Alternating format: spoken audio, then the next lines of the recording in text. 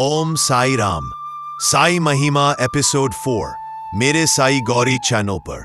यह साई महिमा का नया एपिसोड जिसमें हम सुनेंगे बाबा के उस चमत्कार की कहानी जिसने एक भूखी मां और उसके मासूम बच्चे की किस्मत बदल दी। आइए श्रद्धा और सबूरी के इस संदेश को दिल से सुने। साई बाबा का चमत्कार, भूखी माँ का आशीर्वाद। सर्दियों की सुबह थी। शिरडी की गलियां कोहरे में डूबी हुई थी। हवा इतनी ठंडी थी कि गांव के लोग अलाव जलाकर बैठे थे।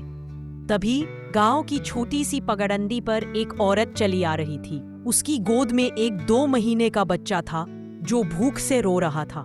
औरत के चेहरे पर थकान और दर्द साफ झलक रहा था। वह मन ही मन बुदबुदा रही थी, हे ईश्वर, क्या आज मेरे बच्चे को खाना मिलेगा या फिर ये भी भूख से सो जाएगा। उसका नाम था रमा। रमा का पति पिछले महीने बीमारी के कारण चल बसा था। घर में कोई कमाने वाला नहीं बचा था। जो थोड़ी बहुत बची खुची अनाज की बोरी थी वह भी खत्म हो चुकी थी। आखिरकार रमा के कदम द्वारका माई मस्जिद की तरफ बढ़े। गांव वालों से उसने सुना था कि वहां एक फकीर रहते हैं, साई बाबा, जो हर भूखे को भोजन कराते हैं। रमा कांपती आवाज में बोली, बाबा, क्या मैं भीतर आ सकती हूँ? साईं बाबा चूल्हे पर खिचड़ी पका रहे थे। उन्होंने बिना मुड़े ही कहा, आजा माई, देर क्यों की? रमा चौंक गई। बाबा ने मुझे देखा भी नहीं, फिर भी कैसे जान गए? बाबा ने रमा को एक चारपाई पर बिठाया और बोले, माई, ये खिचड़ी तेरे और तेरे लल्ला के लिए ही पकी है। खा ले, बच्चा भी खाएगा और तुझे भी ताकत मिलेगी। रमा की आंखों से आंसू बहने लगे।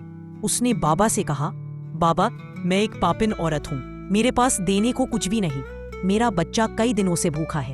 बाबा मुस्कुराए और बोले, माई, ये दुनिया देने और लेने वालों की नहीं, ये प्रेम और सेवा करने वालों की है। मैंने जो पाया वो तुझे दे रहा हूँ। बाबा ने बच्चे को गोद में लिया, उसके माथे पर हाथ फेरा और कहा, लल्ला, अब तू भूखा नहीं सोएगा। माँ को दुख भी नहीं सहना पड़ेगा। साई की नजर तुझ पर है। अचानक बच्चे ने धीरे धीरे आंखें खोली और मुस्कुराया। रमा खुशी से चिल्ला उठी, हे बाबा, ये सच में चमत्कार है। मेरा बच्चा 2 दिनों से दूध नहीं पिया था और अब। गांव वाले जो ये दृश्य देख रहे थे उन्होंने जोर से जयकारा लगाया, साईं नाथ महाराज की जय, साईं बाबा की जय। रमा के जीवन में वह दिन जैसे नया सूरज लेकर आया। उसने बाबा के चरणों में बैठकर धीरे से कहा, बाबा, मैं क्या कर सकती हूँ आपकी सेवा में? साईं बाबा बोले, माई, सेवा का कोई छोटा बड़ा रूप नहीं होता। तू जब भी किसी भूखे को देखे उसे एक कौर भोजन दे देना, यही सबसे बड़ा सेवा है। रमा ने बाबा के कहे अनुसार मस्जिद में आने वाले सभी भक्तों की सेवा करना शुरू कर दिया। कभी किसी को पानी पिलाती, कभी चूल्हे में लकड़ी डालती।